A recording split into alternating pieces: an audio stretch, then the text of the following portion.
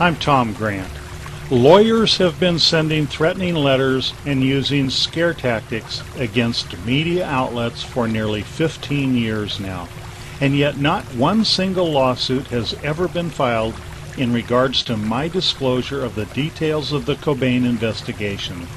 So silence is the title we've chosen for our first segment. Watch and listen to what happens, and you'll soon see why. Are we entitled to freedom of speech in America? Let's find out. And next thing I know, besides the phone ringing off the hook from newspapers and TV stations and stuff, I get a call from the Cobain estate.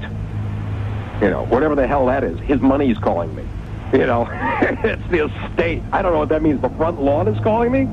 You know, the jockey holding the lantern on the front lawn is giving me a call. I don't know what that means. I'm getting a call from the estate. You mean lawyers? Oh, yeah, okay, we're lawyers. At the same time, I got a lawyer in L.A. and a lawyer in New York. And the first thing they ask from the film, what do they have to be afraid of is, are you recording this? And I go, well, no. And what I don't say is, being a reporter, of course, I'm keeping copious notes.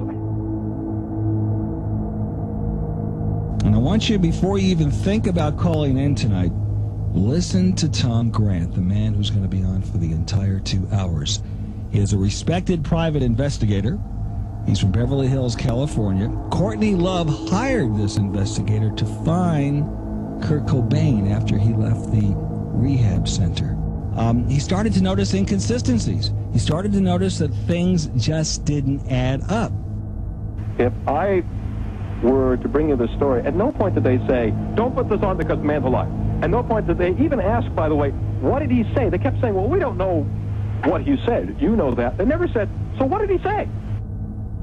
First, though, we do have to take care of some pressing business because we've had, I don't think I'm exaggerating if I say a lot of phone calls this morning that you're not exaggerating at all. A lot of phone calls this morning who are looking for some sort of follow-up on what we devoted the entire show to yesterday, which was a private investigator who was in talking about the death of Kurt Cobain. It's interesting. A few brave talk show hosts that tried to do a show on what we're doing tonight actually found that there was a lot of suppression. There were lawyers that would call the radio station and the network and say, don't do it. They did it anyway because their lawyers, like Gil Gross at the CBS radio network, said, go ahead. What you're about to do makes sense. Well, before you get into your point, though, hold on, Raymond. Okay. We are being forced, I knew it. 100% against our will, to read this to you. Right. Courtney Love's representatives objected to the contents of yesterday's show. Out of deference to Miss Love, we are not going to be following up today on any subjects related to Miss Love the way we might usually do so. We may have something further to say in the future. Thanks for listening and understanding. That's basically the sum of what we are being allowed to say on the air today. We're trying to prevent you from going on big radio shows to expose this. It's almost like some kind of a cover-up going on. And I know from some of my coworkers in the business, they've had lawyers try to prevent you from doing the show. So it was like about 15 minutes. I've got my notes on how long it was in the other room, but of yelling at me, saying, you know, it's like basically saying, you're not worried about being sued? Well, I don't think so. So it's cool. I've never been yelled at by lawyers bi-coastally before. A lawyer in L.A., a lawyer in New York. I get this coast-to-coast hookup. Give me a break. Don't tell your listeners this stuff. Oh, why? Well, because the detective might get in trouble. You know, we're just concerned about him. He could be arrested. Right. Yeah, I'll bet.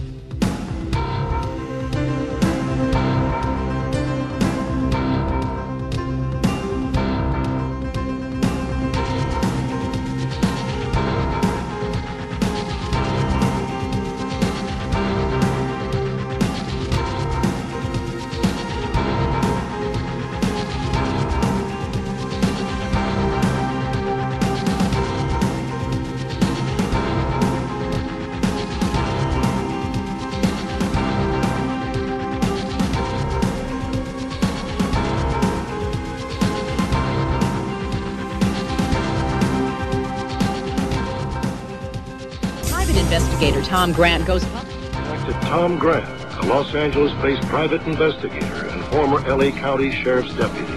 Returning to our story, when Kurt Cobain disappeared from a drug rehab center, his wife, Courtney Love, hired retired detective Tom Grant to find him. I realize segment 1 may appear to be a bit self-promoting, and to an extent it is, but this is also a very necessary tactic, and it's intended to demonstrate to producers, directors, writers, website owners, or anyone wanting to help with the distribution of Project Unplugged. Ignoring lawsuit threats for nearly 15 years, I've simply told the truth in hundreds of public forums. Segment 1 should prove that you have nothing to fear from hot-aired attorneys hired to scare you away from allowing us to reveal the real facts about the Cobain case. If all goes according to plan, Project Unplugged will be released one segment at a time, each 10 minutes in length. The completed documentary will be over 1 hour and 20 minutes long. There are several reasons for our slow release strategy. Eventually we'll reach millions of Kurt Cobain and Nirvana fans around the world. Fans who were never exposed to the true facts and details surrounding Kurt Cobain's death. Here are just some of the items of interest to be included in the segments to follow.